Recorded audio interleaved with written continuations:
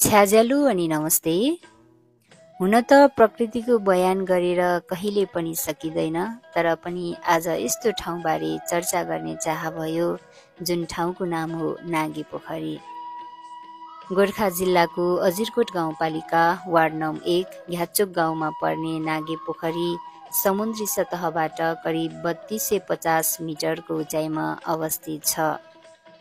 यो पोखरी आफैमा सुन्दर हुनका साथै यहाँको प्राकृतिक सौन्दर्यता र पारिस्थितिक पद्धति अत्यन्तै अनुपम, स्वच्छ एवं रमणीय रहेको पाइन्छ।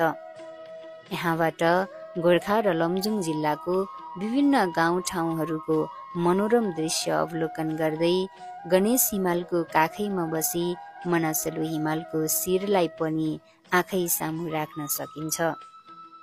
विशेषतः श्रावण शुक्ल पञ्चमी अर्थात् नाग पञ्चमीको दिन यहाँ भव्य मेला लाग्ने गर्दछ। तीर्थयात्राका लागि भक्तालु जनहरूको घुइँचो रहनुका साथै घुमफिर वा भ्रमणका निम्ति पनि स्वदेशी पर्यटकहरूको उपस्थिति निकै बाक्लिँदै गएको भेटाइन्छ।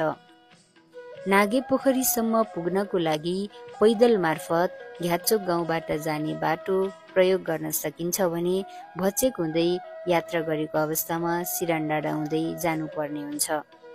अन्ततः पर्यटकीय गन्तव्यको रूपमा स्थापित यस नागे पोखरी क्षेत्रको दीर्घकालीन संरचनालाई मध्यनजर गरी हालमा भइरहेको विकास योजनाप्रति सम्मान गर्दै भावी दिनमा लक्षित कार्यक्रमहरूले यहाँको स्थानीय मौलिकता झल्काउनेतर्फ टेवा पुर्याउनेछ भन्ने अपेक्षाका साथ नागे पोखरी संरक्षण र प्रवर्धनमा सम्पूर्ण अजिरकोटवासीहरूको प्राथमिकता, कर्तव्य र जिम्मेवारीको पाइला प्रभावकारिताका साथ अगाडि बढ्नेछ भन्ने कुरामा विश्वास राखेको छु।